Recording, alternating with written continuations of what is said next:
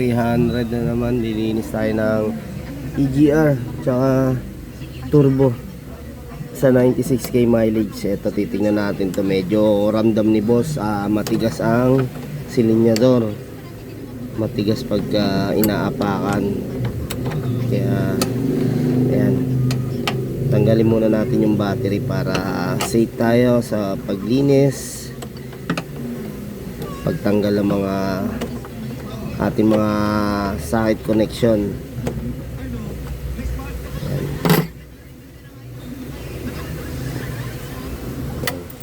Okay, tingnan natin EGR ni boss, tamang-tama oh, naglalangis-langis na rin oh, kaya malamang madumi.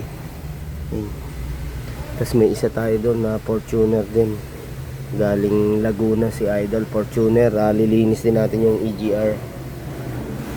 Tapos ito yung parts natin ng EGR na itong L300 tsaka turbo. Ayan o, intake manifold mga idol. Ang napansin ko rito sa intake manifold ni boss, ayun, barado yung dalawang butas, barado ng carbon, kapal yan, yan o. Kaya apektado yung takbo, pwede talaga makalakas sa fuel ano, tsaka delay. Yun o, EGR o. Ito EGR, sakto lang naman yung dumi mga boss.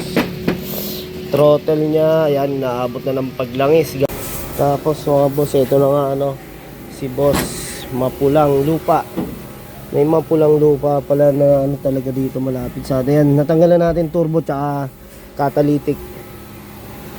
Dahil ngayon mataas ang diesel ngayon, kaya kailangan natin talaga ng mga change oil, EBPMS, combustion chamber ni Idol. Ito turbo tsaka EGR na to, nililinis natin dito mga boss. Hey, ayun mga boss, sakto naglilinis pa kami ng mga parts ng ating Euro 4 tsaka Toyota Fortuner. So dilinis muna tayo ngayon. Okay, kabila, 4, tanggalin mo. Ayan mga boss, ay iwalay natin yung solenoid valve. Ito kasi tinatawag na solenoid valve dyan eh. Yan. Sa pangipihit ka, kailangan nakasalpak na maigi para hindi bimilog ang tornilyo. Sige. Yan. Ay, yung langis ah. Yung langis boss. Marami. Grabe na pala itong boss na to. EGR no. Magkalawang na oh. Natawagin natin si boss, pakita natin.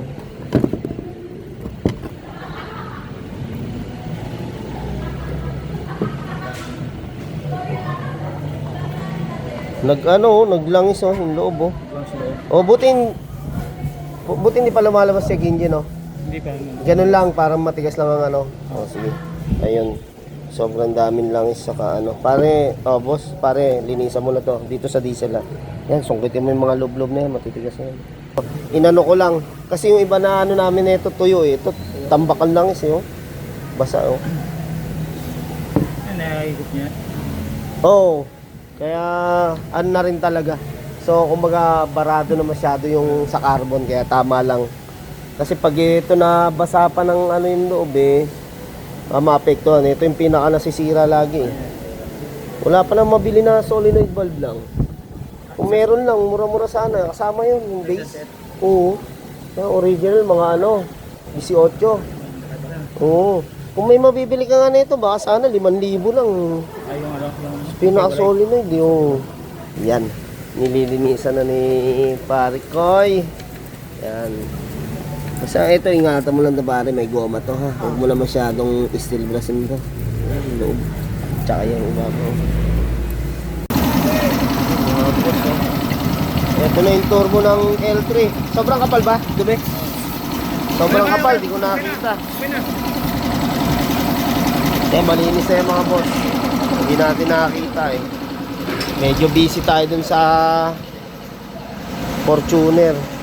So ito na nga yung mga parts ni Idol oh. Throttle, intake manifold, Yan, yung butas na barado, talagang sinungkit natin yan para mawala yung mga dumi. Ano, linis na yan. Importante yan mga boss ha. Yung butas na yan. Yan, yung catalytic.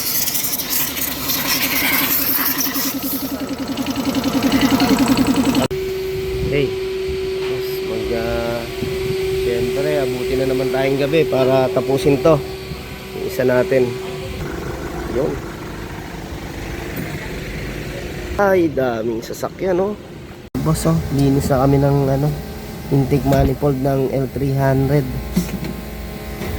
Yan.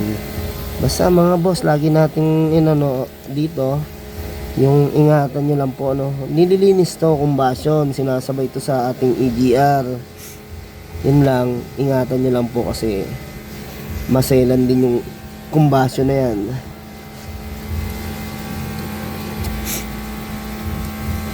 Yan o. Yung turbo natin patapos na ron.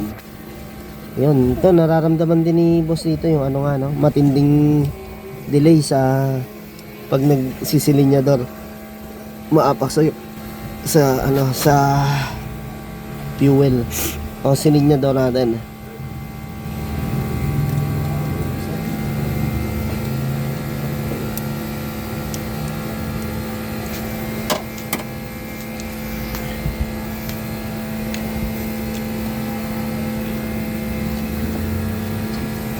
Tsaga-tsaga lang pag naglilinis ka na ito mga idol, kung gusto nyo man mag DIY. Pero kung ayaw nyo mag DIY, para sure ball kayo, pasyal nyo na lang sa amin.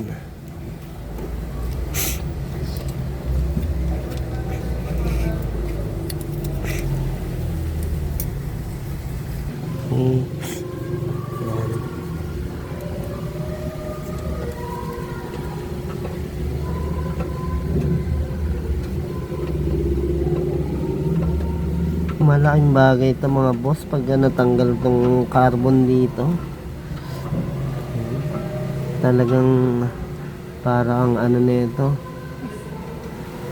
nakakain ng masarap na tinapay.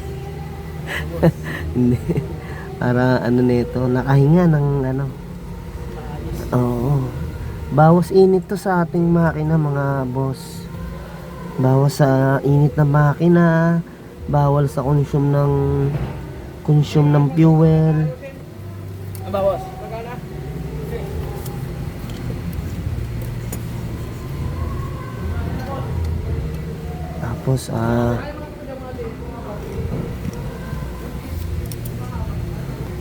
Tapos bukod pa nga doon mga boss, mapoprotection na natin na hindi masira agad yung mga sensor ng ating sasakyan o mga valve.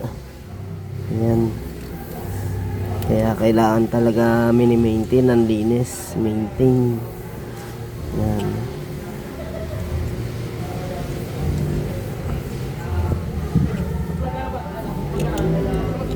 Tapos mga idol, basta yung tamang gamit sa sasakyan, the best yan na tumagal ang sasakyan natin na hindi agad masira. Tapos yung syempre magandang diesel,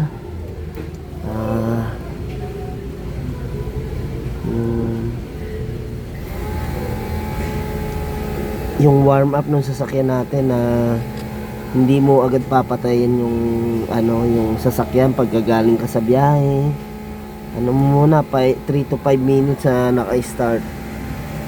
No, mga boss.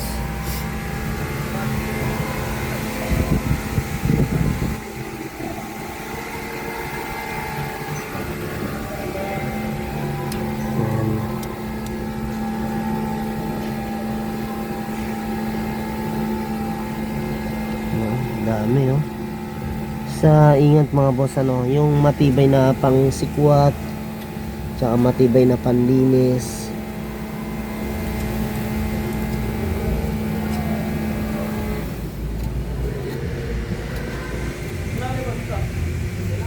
Yan, ikot-ikotin lang natin yan, talagang naman yan.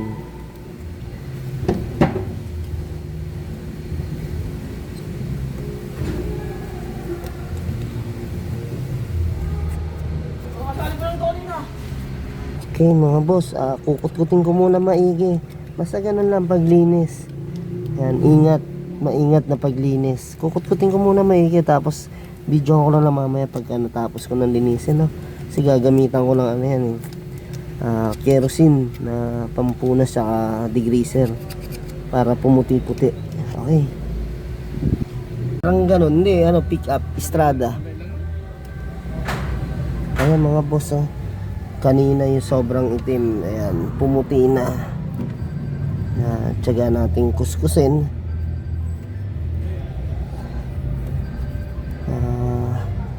Siyempre, talagang pampaputi natin kadalasan degreaser. Basta ito lang yung labas ng mga boss. Talagang lilinis yan. O pare, ikaw naman. Okay. Salpak na natin itong mga to. Gabi na kami mga boss. Ayan. Natin tapusin tong si Idol ng galing Valenzuela. Karga na lang namin ngayon ng coolant. Ipat tayo doon sa kabila.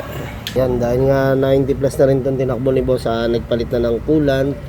Ito na ginamit natin yung Pro 99. Ayan, long life. Kasi kulay blue naman yung coolant ng mga bagong L3, kaya ayan, nilagay natin. Yung mga boss, talagang medyo mahaba yung time pag mga EGR tsaka turbo.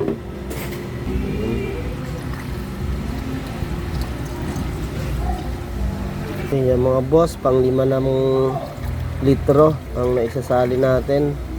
Mukhang mapupuno na siya sa pang 5. Dahan-dahan lang. Yun. Okay, napuno na natin yung coolant. Ngayon mga boss, i-start na nga natin.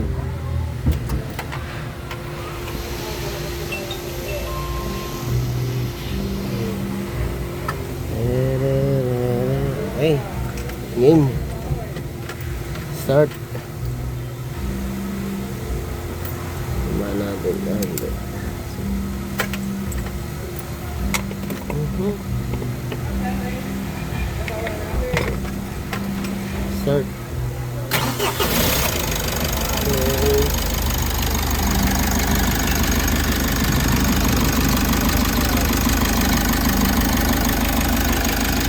Yan.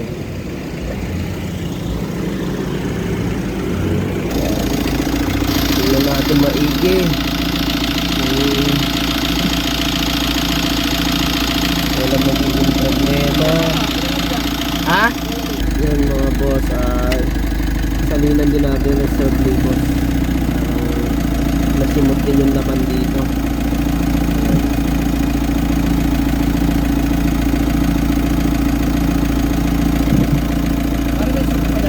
May?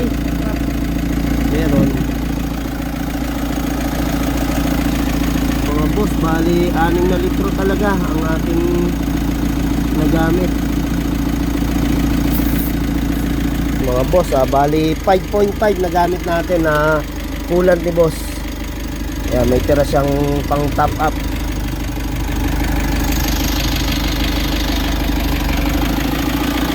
Double check natin. Yes. Ay, pagod mga idol. Sunday. Anong oras na ba? Alos 7 PM na pala mga idol. Ay. Yes.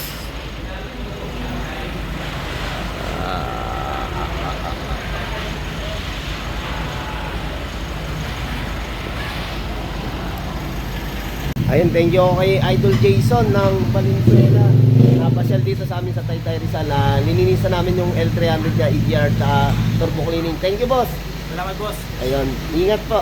Salamat sa Caloocan Garay. Ayun, thank you. Dito natin paggawa ng mga uniform nyo. Ayun, okay. Ayun, tama si Idol. Thank you boss. Salamat boss. Okay po. Ingat. Thank you. Gabi na tayo. Ayos. Si boss. Okay. Ayun, thank you, idol. Ingat po. Ingat. Salamat. Apo. Thank you, thank you.